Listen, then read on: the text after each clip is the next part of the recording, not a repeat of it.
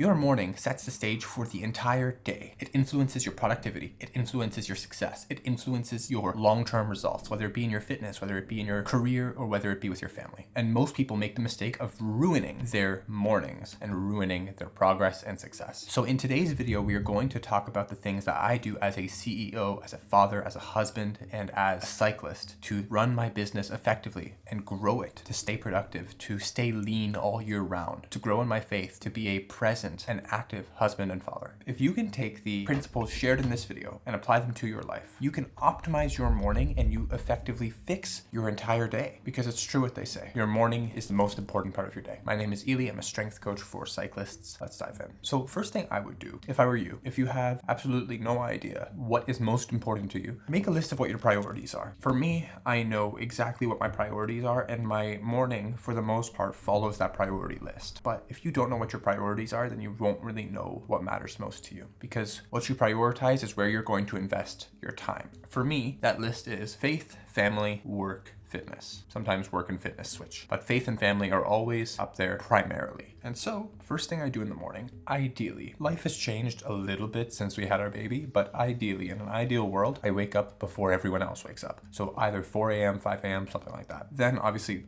the morning routine, brush my teeth, wash my face, the whole shebang. Go and make myself a cup of coffee and immediately sit down somewhere quiet. I typically have my own little reading nook, or I'm in this office in that corner over there on that comfortable chair, and I'm reading my Bible, taking around 30 minutes every morning to simply read my Bible, to pray in silence. Before I woke up, before I check this thing is in another room. It is completely out of arm's reach, in another room, untouched from the night before. People might ask, okay, well, how are you waking up in the morning if you don't have your alarm clock? Well, I planned around that. What I do instead is I have these Hue light bulbs. If you've never heard of Hue light bulbs, you can basically control them on your phone, and I set them on automation to wake up or to turn on to full brightness at 4 a.m. And I get up. So typically I'm getting up anywhere between 4 to 5 a.m. My wife sleeps through it because she has an eye mask on. So yes, 30 minutes spent in prayer. This helps set the stage for the rest of the day. If I immediately wake up and I'm scrolling or checking my notifications and seeing my messages and stuff, immediately, I've basically ruined my entire day. I feel much less focused, much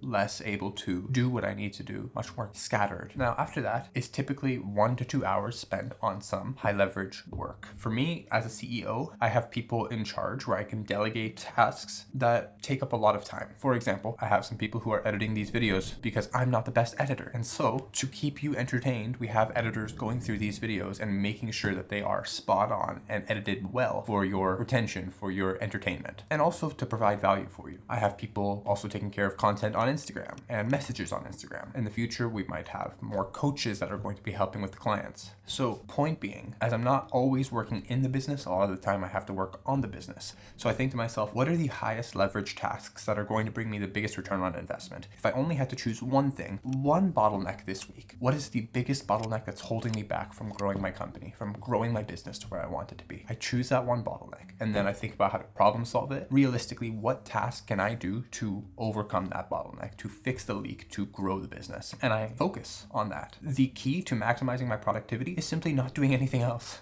As silly as that sounds, still don't have my phone, keep it in the other room. And I'm not going and checking Instagram, I'm not going and checking Facebook or YouTube Studio or have my emails. I simply do the task that I need to do before anything else. Now, sometimes that task takes shorter, other times it takes longer. Maybe it's writing out my weekly email newsletter. Other times, maybe it's crafting what my next video is going to be. Point being, the 20% of work that brings out 80% of the results. And that is what I focus on. Typically, after that is done, I have one or two options. Either I'm going to work out immediately, and so I'm still fasted at this point other than coffee. I can do a workout and I'm happy with it. I function well on fasted workouts, except if they are longer endurance workouts or over an hour higher intensity. But if they're under an hour or strength training, I'm typically okay doing it fasted. So that's where I get my workout in. This workout also helps keep my energy up, keeps my focus as well. I have the dumbbells that are anywhere from 10 to 90 pounds. I have a pull-up bar, I have the knowledge, and I know exactly what I'm doing. So that's number one. If I'm going out on the bike, either I'm doing it on the indoor trainer if the weather sucks, or if weather permitting, I'm going out and riding less than 4 hours a week, meaning my rides are typically 1 hour or less, maybe maybe an hour and 20 minutes, especially during this season of life where I'm not especially focused on getting to the 5 watts per kilo FTP, meaning I'm training a little bit less, but still maintaining and seeing progress in my training. And that's the whole thing that we do with Ride with Purpose with the athletes that we work with. Train less, see better results. How? Because same thing we were just talking about with business, we focus on the high leveraged tasks that bring forth results. Focus on high leverage workouts that bring results. Don't waste time. They call them junk miles. Don't dilly-dally. Literally do the things that are actually going to move the needle forward. So 4 hours a week on the bike, typically 1 or 2 strength training workouts a week depending on the week. So I'm trying to get in 6 workouts a week, spread every day except for Sunday. That is completely my rest day. Anyways, after my workout, I typically have this smoothie. It's the same smoothie every single day, and I do that to reduce any kind of decision fatigue that I have for the day. You guys probably know, like, when you're constantly making decisions, if you're going to Tim Hortons or going to Starbucks and you're thinking about what coffee you're going to order, and then you're going to make decisions for, your company, and you're making decisions for the work that you're doing, you're making decisions here, and you're making decisions on what to post for the day, and you're always making these micro decisions. At the end of the day, you just get decision fatigue. I don't want decision fatigue. I want to be able to make wise decisions at the end of the day as much as it was at the beginning of the day. So any variable that I can neutralize and decide in advance, I do. This is the same smoothie every single time I have it. Boring? Yes. Effective? Yes. It's a 1,000-calorie smoothie that helps me recover, gives me a little bit of a kick, gives me slow, sustained energy as well. If you want to know what's in it, 1 cup of oats, 2 tablespoons of hemp hearts, 2 tablespoons of chia seeds, 2 tablespoons of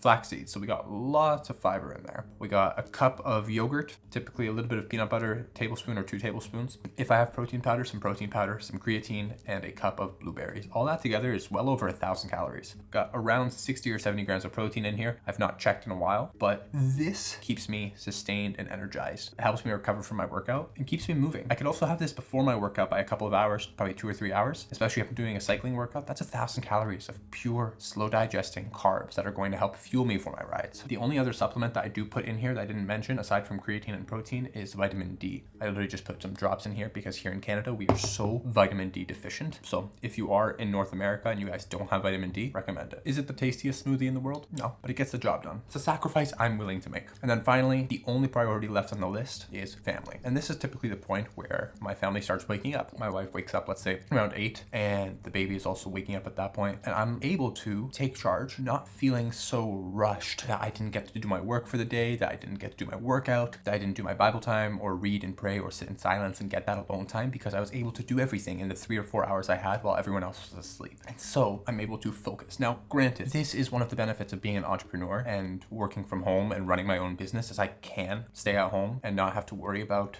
being outside of the house. But I'm able to come in and give my family the time it deserves. Undistracted, again, not scrolling my phone. I set aside a specific time to scroll. If I need to open, if I need to reply to messages, there's time for that. But I don't want my time with my family, with my wife, with my baby to be tainted by constantly scrolling, to be distracted. You know that feeling when you're going to talk to someone and all they're doing is just scrolling and really texting and they're not listening to anything that you're saying? It sucks. I don't want my family to have that version of me. I want them to have a clear and present version of me. So as you can see, a big part of my success comes down from limiting distractions and choosing to focus my time, energy, money, focus on where it matters, on the priorities. After I've checked the boxes for what I had to do that day, I got my workout, I got my high leverage task, I got my morning quiet devotional time in, and I've spent time with my family, then the rest of the day is typically pretty chill. Maybe I'm getting some admin work done, getting some small stuff, scheduling a post in, or replying to some messages, or sending out an email, or something like that. It's nothing crazy. Maybe I'm spending time with my family, just eating lunch or watching a show. But for me, it's all about optimizing my time, especially in the mornings, so that I can have the rest of the day to relax, to chill if I have to, or if I have to work hard, I can't work hard. So all that being said, this is something that we work on in Ride with Purpose with the athletes that we work with. If you are looking to lose weight and then maintain it, meaning stay lean all year round, if you are looking to optimize your performance at work, perhaps you're an entrepreneur or business owner or CEO or leader at your company and you want to optimize your performance. Perhaps you want to be more present with your family, more resilient, focused, and stronger in your faith. All of these things are things that we help our athletes in Ride with Purpose with. So if that sounds like you, I'm putting a link right here, wherever, either I'm pointing here or here, wherever it is, to the video of what Ride with Purpose is, who we help, and how we help them. There's also a waitlist application in the description where you can feel free to put in a little bit of details about yourself to see if you qualify for the program. And as always, my friends, we'll catch you next time.